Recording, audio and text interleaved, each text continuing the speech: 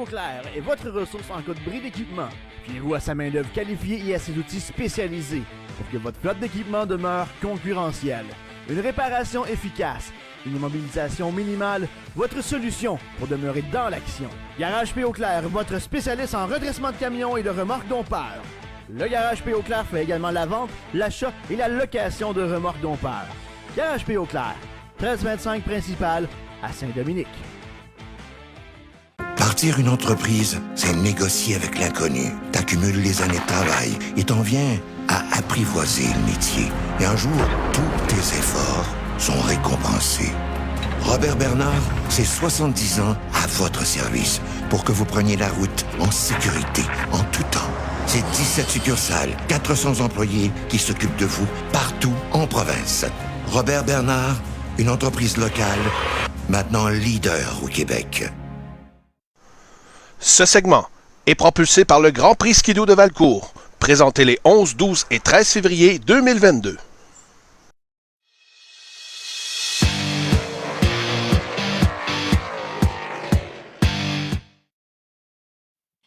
Cette semaine aux courses, bien heureux d'aller rejoindre le champion de la série Pinty's de NASCAR, Louis-Philippe Dumoulin, qui est avec nous dans l'émission. Salut LP, comment ça va? Ça va bien, vous autres? Très bien, très bien. Merci d'être avec nous aujourd'hui. Toute une fin de semaine pour vous autres de l'autre, du côté ontarien, à Delaware en fin de semaine. 3 épreuves. Et finalement, tu parviens à décrocher ton deuxième titre de la série NASCAR Pinty's. Une série qui a été vraiment chaudement disputée jusqu'à la fin. Oui, disons qu'il y a eu beaucoup d'action jusqu'à la fin. On le sait, en stock car, en NASCAR Pinty's, il y en a beaucoup d'action. Et puis, cette année, ça a été extrêmement compressé, point de vue championnat, point de vue... la cédule était complètement différente des années précédentes à cause de la situation actuelle avec la COVID, la pandémie. Donc, l'équipe du Moulin Compétition avec la voiture WeatherTech Belmont s'est battue tout au long de la saison. On a eu des hauts, on a eu des bas, mais avec 3 courses à faire dans la dernière fin de semaine, à Delaware, à London, Ontario, on a réussi à aller chercher le championnat. Donc, on est encore extrêmement fiers de notre équipe. C'est une fin de semaine, LP, où tu tirais de l'arrière derrière Alex Tagliani au championnat. Donc, tu avais la pression de performer. Ça a été une fin de semaine rocambolesque. Tu n'as pas décroché de victoire, mais tu as été régulier dans tes performances, alors que pour certains autres compétiteurs, ça a été des hauts et des bas toute la fin de semaine. Exactement. Écoute, c'est sûr qu'on avait en tête, on voulait aller gagner des courses. Par contre, j'avais l'intention aussi de m'ajuster avec la compétition. Pour gagner le championnat, oui, il faut que tu gagnes les courses. On a gagné cette année, on a fait des podiums, mais aussi ce qui était très important, c'est d'être capable d'être là, régulier à toutes les courses. 3 dans la même fin de semaine, c'est très éprouvant pour une équipe, c'est très dur pour tout le monde. Et puis, c'est rien qu'on avait vu auparavant dans notre série, là. Des 125 tours, des courses plus courtes. Et puis, je pense que ça a échauffé beaucoup d'esprit, là, justement, du fait que c'était des sprint races, comme on veut appeler. Et puis, on a essayé de rester intelligent à travers ça, puis de travailler énormément par rapport au réglage de la voiture WeatherTech Belmont, et puis de s'assurer d'avoir de l'équipement pour, si on en avait besoin, être capable de se battre pour les podiums et la victoire. Puis je pense que c'est ça qu'on avait au fur de la fin de semaine. Je ne pensais pas la première course. La première course, je pense qu'on avait une voiture pour un top 5, plus un podium top 5. Mais dimanche, on avait vraiment amélioré notre équipement. Puis je le sentais pendant les courses que j'avais une voiture pour, si je le devais, être capable de me battre pour un podium ou même peut-être une victoire. Mais là, on le sait, là, plus que tu te rapproches, podium victoire, ben, faut que tu joues un petit peu plus agressif, tu prends un petit peu plus de risques. Et quand tu te bats au championnat, faut que tu restes toujours intelligent par rapport à ça, là. LP, dis-moi, pendant ta fin de semaine, est-ce que le pilote de course jouait conservateur, préserver la mécanique et les points, puis garder les chances au championnat, ou tu voulais te montrer le plus agressif possible pour maximiser des chances d'aller le chercher? Ben, un petit peu des deux, en fait. Personnellement, comme pilote, quand je me suis présenté avec mon équipe vendredi, je ne savais pas où me situer par rapport à la compétition. Oui, je savais, j'étais 11 points à l'arrière d'Alex Tagliani. Par contre, j'avais un petit feeling que Kennington, ben, premièrement, Kennington, c'est de là qu'il vient, le Delaware, London. Saint Thomas, Ontario, c'est sa piste à lui. Là. Fait que je savais très bien que l'équipe de DJ, de Ranger, de Guenette, c'était pour être très rapide là-bas et qu'il y avait un fort avantage. Donc, en m'en allant là-bas, j'avais un petit peu quelque chose aussi dans mon subconscient. Il me disait, c'est eux autres aussi peuvent troubler la fête parce que, comme j'ai dit souvent dans le passé, tu te présentes dans les dernières courses dans un championnat, t'es premier, t'es deuxième, t'es troisième, t'es vraiment proche des points là, en haut. Faut pas t'oublier que si, puis la situation cette année, c'était ça, c'est que la 8e, 7e, 6e, 5e, 3e, c'était tout très proche de 10 points. Mais moi, là, quand je m'en vais dans l'hiver, puis je sais que j'ai peut-être pas vraiment une chance pour le championnat, mais j'ai une chance pour finir. Mettons, je suis 6e ou 7e au championnat en ce moment, puis il reste 3 courses à faire. Puis j'ai une chance de pouvoir finir 3e au championnat. Là. Je vais tout faire pour aller chercher la 3e. C'est comme en course. Si tu vois que c'est possible d'aller chercher une position, ben, tu vas tout faire pour le faire. Donc, c'était pas juste une histoire de moi et Alex qui était pour se battre pour un championnat en fin de semaine. J'étais très conscient qu'il y avait d'autres mondes qui se préparaient pour bien faire, bien finir la saison, puis avoir des bons résultats. Et encore là, comme je vous disais, conscient que Kennington Ranger pouvait être trouble-fête si Alex avait un week-end ordinaire. Ce qui est arrivé, je pense qu'il y a eu des problèmes avec sa voiture, exactement, je ne sais pas, mais bon, à la toute fin, quand je suis arrivé dans la course, la deuxième course dimanche, donc la dernière course du championnat, là, c'était rendu DJ qui avait gagné 2 courses, qui était à 12 points de moi, puis rangé aussi très près de DJ. Donc, là, mon focus a changé. Je n'étais plus en train de me battre avec le 18, il fallait que je me batte avec le 17, puis le 51. Donc, ça a été beaucoup d'ajustement mental aussi par rapport à les points au championnat, mais en même temps, comme tu disais au début de la question, c'est que j'arrivais là pour gagner, j'arrivais là pour avoir d'équipement pour virer en avant parce que j'avais pas le temps de me dire ben là, je vais m'ajuster juste à une personne, puis s'il faut, ben je finirai 10e, ça va être correct. Non. Il fallait vraiment s'assurer d'être en forme pour pouvoir se battre jusqu'à la fin. Puis s'il fallait mettre le point sur la table, ben dire regarde, on va se battre pour la victoire s'il faut, puis il faut avoir l'équipement dans ce temps-là pour être capable de le faire. Tu sais, les athlètes professionnels, LP, puis je travaille avec plusieurs d'entre eux, que ce soit dans le hockey ou dans la course automobile, ce sont souvent des bébites d'habitude. De se dire, OK, une fin de semaine, on se déplace à Vallée-Jonction, ça va courser là le samedi soir, puis on a une journée d'essai, puis on fait des tours, puis le soirée, il y a 200 tours à faire, puis pour la victoire. Là, cette année, ça vous a forcé, ce calendrier-là un petit peu bizarre, de revoir un peu votre formule, de revoir vos habitudes de travail aussi. Comment tu as été capable de conjuguer avec ça une courte saison très dense, mais avec des week-ends très chargés comme vous venez d'avoir en fin de semaine?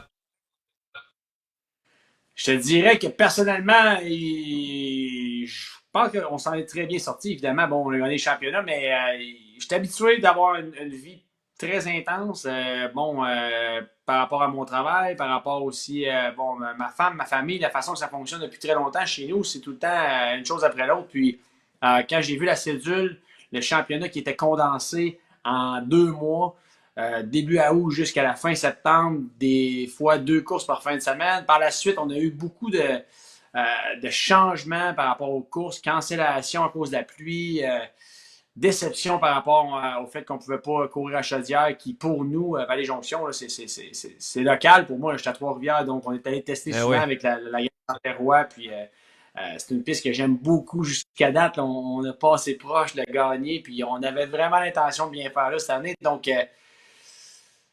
il y a eu beaucoup de changements. Je pense que depuis 1 an et demi, encore une fois, à cause de la pandémie, tout le monde s'adapte, tout le monde est obligé d'être flexible, d'être imaginatif par rapport à plein de situations. Fait que ça a fait que on a tout fait ce qu'on pouvait. On était très bien orchestré chez Dumoulin Compétition, mon frère Jean-François, mais aussi Robin McCloskey, Benoît Lagagnère, mon engine builder André Marchand. Puis là, j'en oublie, mais il y a tellement de monde autour de nous autres et qui nous aide, c'est incroyable. On a réussi à changer de direction à toutes les fois. On est obligé de le faire par rapport au championnat puis à notre préparation. Puis mentalement, bien évidemment que de mon côté, j'ai 2 petits gars, un de 3 ans puis un de 5 ans. Puis ma femme, elle roule flat out. Je suis très bien entouré. Ça se lève à 6 h le matin. Puis on est dans le rêve de l'amateur tout le temps. Donc, je pense qu'il n'y a pas eu beaucoup de changements quand le championnat est tombé aussi intense. On a juste continué à faire ce qu'on aimait. puis être positif, puis faire ce qu'on aime. Écoute, déjà d'être aux courses cette année, c'était un gros plus parce qu'avec les, il y avait tout le temps des nouvelles qui disaient, bon, les événements, puis les ci, puis les ça, puis des fois, ça devient très inquiétant. C'est une grosse business pareil. Ben oui. La course automobile, pour nous autres, c'est essentiel pour nous. C'est peut-être pas essentiel pour tout le monde, évidemment, mais pour notre famille, ben, c'est essentiel. Donc, on a réussi à bien s'ajuster, puis on est fiers de la gang, puis on est fiers de ce que tout le monde a fait pour justement mettre l'effort extra quand c'était temps de le faire, et puis d'arriver avec 10 courses en dedans de 2 mois, puis de gagner le championnat, c'était génial. C'est du travail très, très bien fait. Bravo pour ça, LP. Maintenant, la famille Dumoulin, vous êtes impliqué dans un paquet d'affaires. Qu'est-ce que fait LP Dumoulin de sa saison morte? Parce que là, il semble que c'est long. Là, tombe en vacances au mois d'octobre, puis ça va recommencer juste au printemps. Ah non, on n'est pas en vacances. Là. On a beaucoup, beaucoup de projets. Jean-François, mon frère et moi, on fait beaucoup de coaching dans la série Ferrari Challenge et les séries Porsche Cup. On fait du coaching privé, en fait, pour les sports cars. Puis, ça fait longtemps qu'on fait ça. Donc, ça va continuer. D'autant plus qu'on se prépare pour 2022. Je pense que la saison 2021, oui, on a gagné le championnat, mais en même temps, comme j'ai dit plus tôt, il y a eu des ups, il y a eu des hauts, des bas. Puis, il y a des côtés mécaniques, point de vue réglage, que c'était pas tout à notre goût. Puis, je pense qu'on a réussi à trouver ce qu'on voulait en partie. Et puis là, on veut vraiment travailler là-dessus pendant l'hiver pour arriver extrêmement fort en 2022 pour être capable d'aller gagner un autre championnat puis gagner des courses. Et on a aussi des personnes qui étaient avec nous cette année, des pilotes comme LP Monto qui étaient là à Grand Prix de Trois-Rivières. Ouais. On a beaucoup, écoute, en fait, le téléphone sonne. Il y a du monde qui veulent embarquer dans l'équipe pour faire plusieurs courses aussi. Donc, ça demande énormément de préparation dans l'hiver. Lorsque tu te présentes avec 2 équipes, en fait, 2 pilotes dans la même équipe, il faut que tu roules pour une saison complète. Il faut que ça soit fait tout au long de l'hiver. Donc, ça, c'est ce qui va se passer pour nous dans la saison morte, mais disons que ça va être vraiment occupé. Et puis, c'est ce qu'on bâtit en ce moment. Dis-moi, LP, ça fait quelques fois que je te parle de terre battue. Tu as goûté à ça récemment sur le circuit du RPM Speedway. Il faut que tu nous parles de ton expérience avec la gang de Driver Academy. Il y avait un tournage qui a été fait à ce moment-là. Comment ça s'est passé en arrière du volant? Ben, j'ai goûté à ça. Ça goûte, hein, la terre battue? Oui! C'est une des premières choses, je me suis rendu compte, ça rentre dans le casque. Puis, c'est une des premières choses que tu te rends compte, c'est qu'il y a de la poussière en masse. On ne sent rien, mais j'ai adoré. J'ai adoré. En fait, mon frère Jean-François et moi, on a commencé, nous autres, en faisant de la course à la glace quand on était jeunes. On n'avait pas d'argent pour faire du karting, puis mon père avait un petit garage, puis il avait acheté des voitures dans une cour de ferraille, dans le fond, des Volkswagen Rabbit. Puis moi, j'avais une Renault 5. Puis on faisait de la course à la glace l'hiver. Fait que, tu sais, on se promenait sa glissade tout le temps. Mais c'est sûr que on a quand même une petite base là-dessus. C'est sûr que c'est pas la même chose sur la terre battue, mais en même temps, je pense que c'est allé assez vite que j'ai compris un peu qu'est-ce qu'il fallait faire.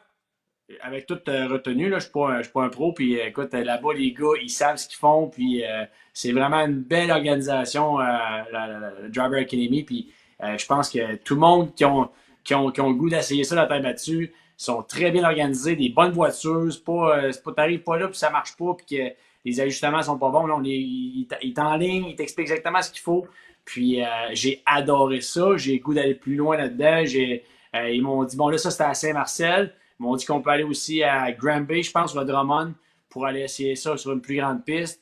Et puis, je comprenais là, un petit peu mieux, monter en haut de la grue, descendre un peu en bas. Je travaillais ça un peu. Puis, toute la gang là-bas, dans le fond, j'ai eu du fun. Je pense que c'est Alex qui était avec moi dans l'autre voiture. Et c'était vraiment plaisant.